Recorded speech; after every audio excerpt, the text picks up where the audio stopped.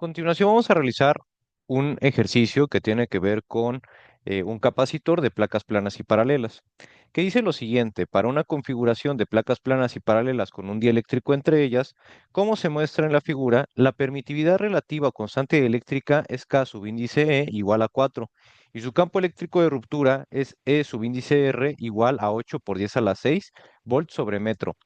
Si se le aplica una diferencia de potencial V a V igual a 120 volts, calcular, inciso A, la densidad superficial de carga libre sigma subíndice P. Inciso B, la densidad superficial de carga inducida en el dieléctrico sigma subíndice I. Inciso C, la permitividad epsilon del material y la susceptibilidad eléctrica G subíndice E. Inciso D, la energía almacenada en el arreglo y la densidad de energía en el dieléctrico. E inciso E, el valor al que puede llegar la diferencia de potencial V a V sin que se dañe el dieléctrico. Tenemos a la derecha el diagrama que complementa el enunciado que se acaba de leer. Observamos que entre los datos está el área común entre las placas, que es igual a 0.5 metros cuadrados, y la distancia entre ellas, que es de 0.5 milímetros. A continuación, daremos solución a dicho ejercicio, comenzando con el inciso A, en donde se solicita la densidad superficial de carga libre. Vamos a recordar que esta es la carga que quedará uniformemente distribuida en las placas planas y paralelas. Una manera de obtenerlo es relacionándolo con el campo eléctrico que está entre dichas placas, que se produce justamente porque se va a acumular carga en cada una de esas placas debido a la diferencia de potencial eléctrico entre los electrodos A y B que aparecen en la figura.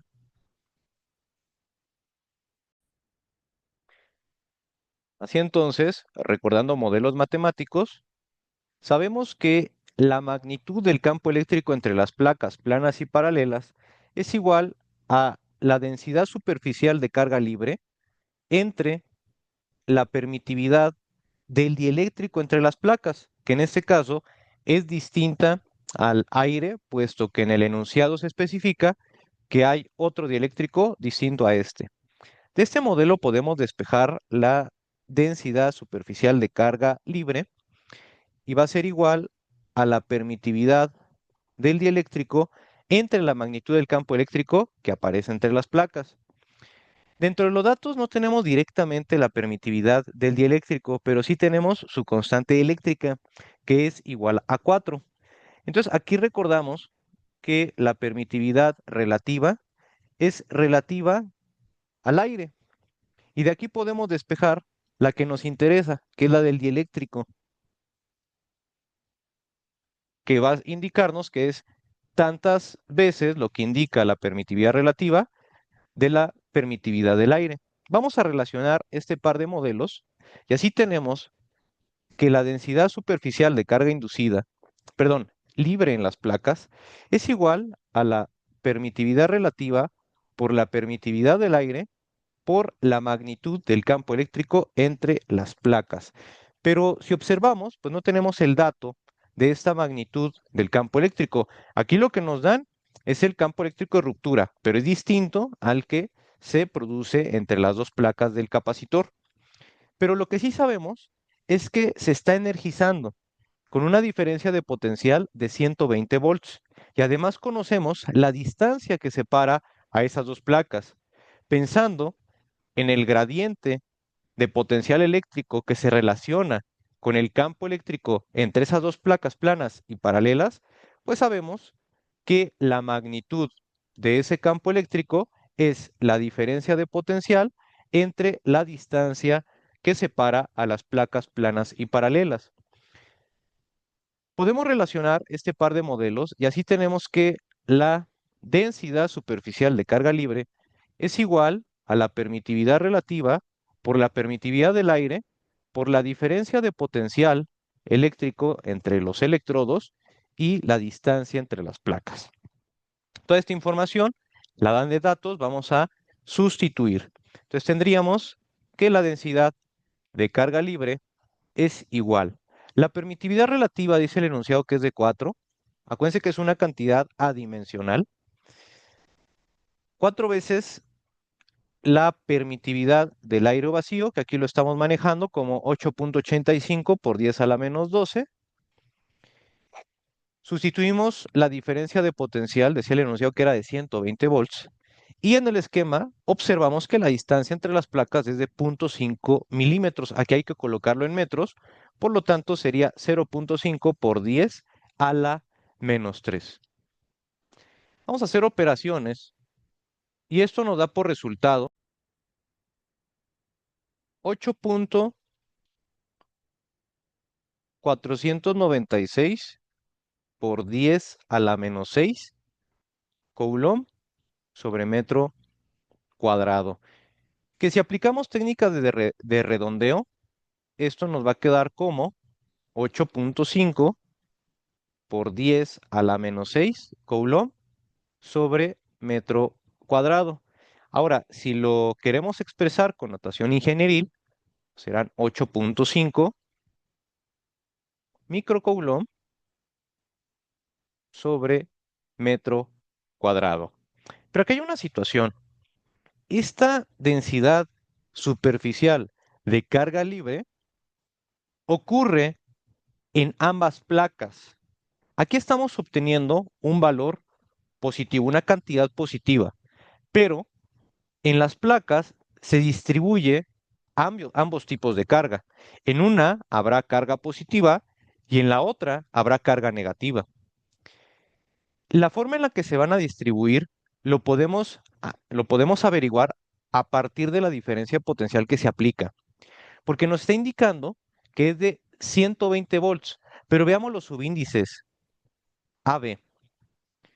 Recordando un poco, esto lo que sintetiza es una diferencia de potenciales eléctricos entre el electrodo A menos el electrodo B.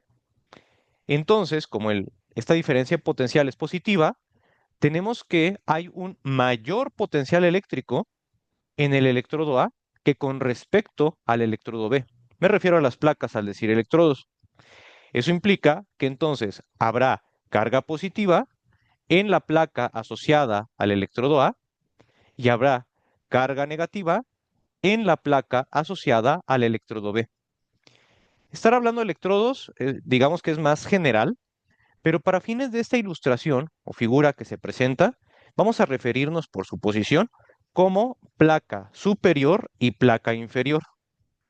Entonces, con base en lo que se mencionó, pues como se tiene que la diferencia de potencial en este caso es positiva, entonces la placa superior tiene carga positiva,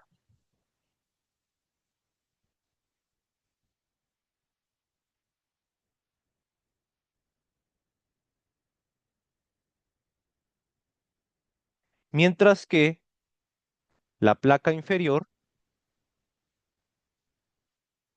tiene carga negativa.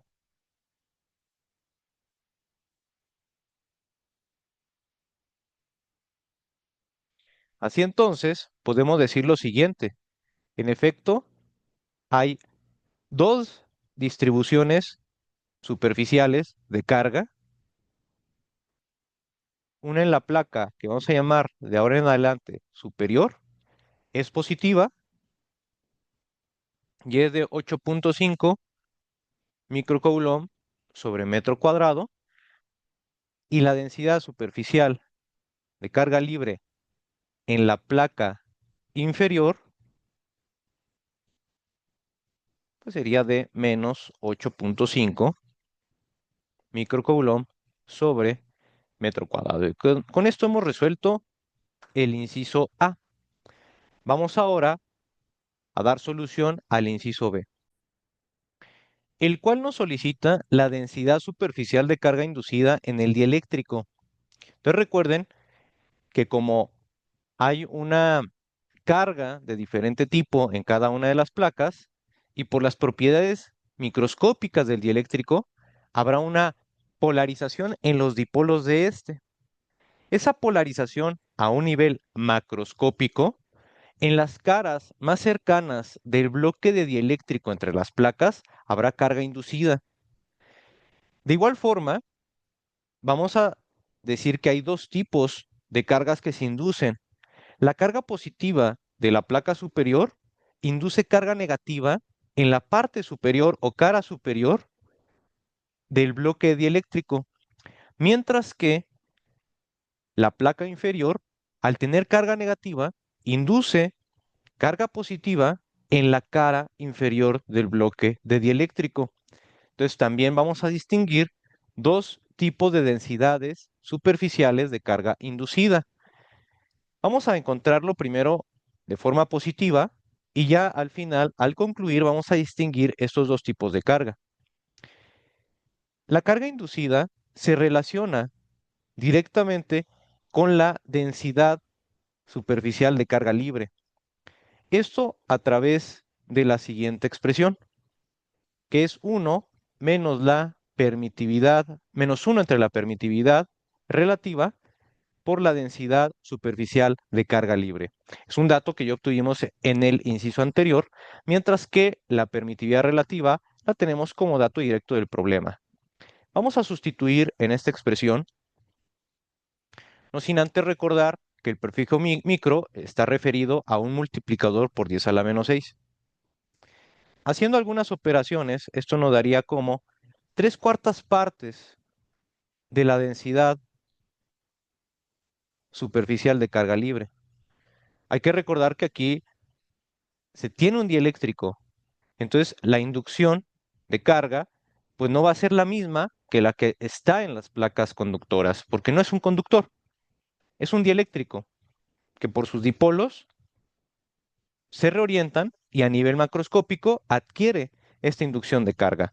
Haciendo operaciones, esto nos da como resultado 6.37 por 10 a la menos 6 Coulomb sobre metro cuadrado. Notación ingenieril sería 6.37 microcoulomb sobre metro cuadrado. Ahora sí, hagamos la distinción de tipo de carga en cada una de las caras, que como ya mencioné, por la forma en la que está dada la representación gráfica en la figura, vamos a hablar de una cara superior y cara inferior del dieléctrico. Vamos a justificarlo. Entonces, como la placa superior tiene carga positiva y la inferior negativa,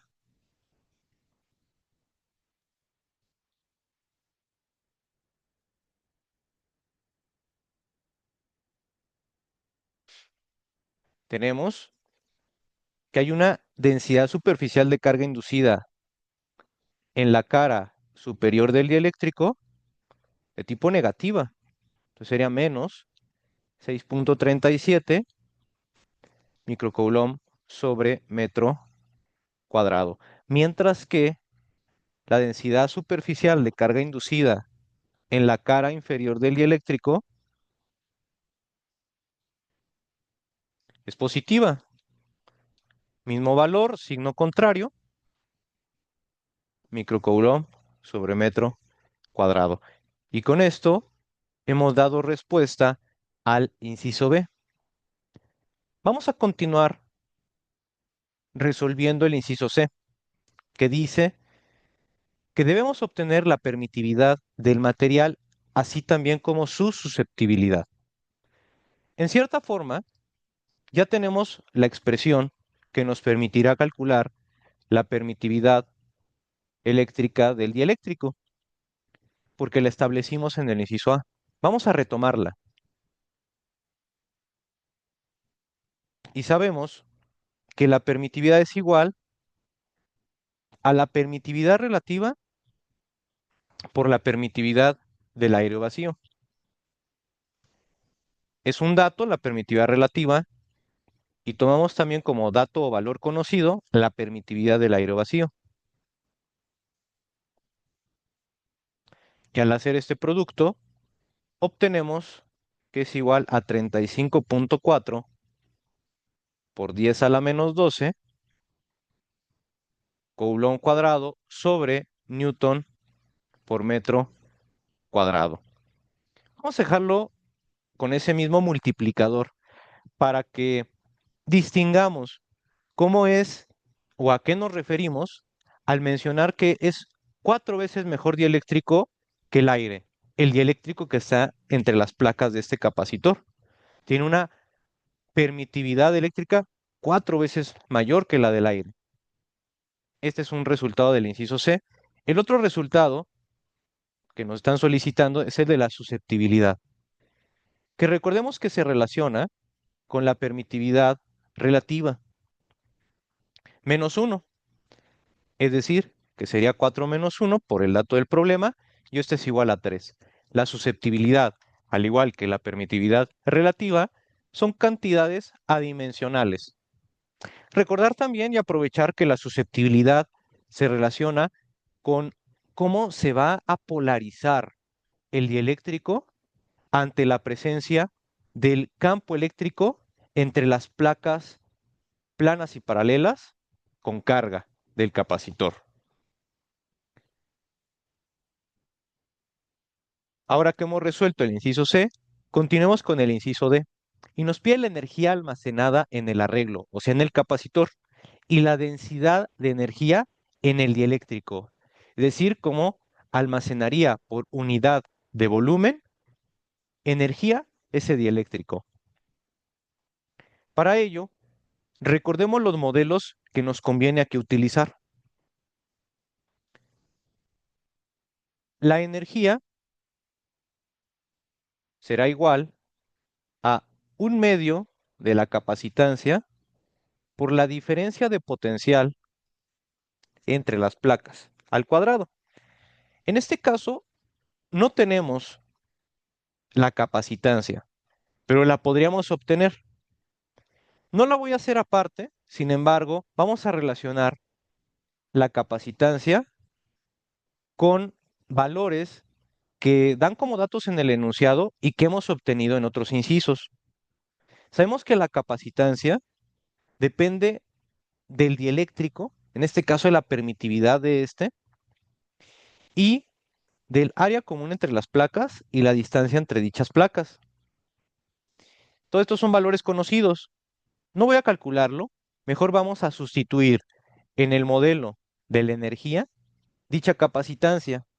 Ahí será 1/2 de la permitividad por el área entre la distancia por la diferencia de potencial al cuadrado.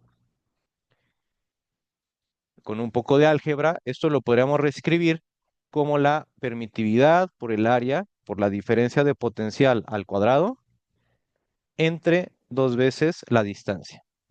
Vamos a sustituir los valores.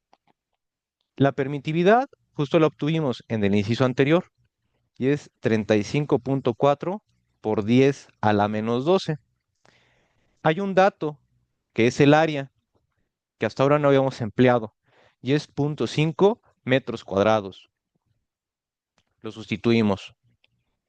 La diferencia de potencial es de 120, va al cuadrado, entre 2 veces la distancia entre las placas, que es de 0.5 milímetros. Aquí le ponemos por 10 a la menos 3. Vamos a realizar esta operación y esto nos entrega un valor de 2.55 por 10 a la menos 4 Joule. O bien, si esto lo escribimos con notación ingenieril, serían 255 microjoule. Y así hemos resuelto la mitad del inciso D, porque también nos solicitan la densidad de energía en el dieléctrico.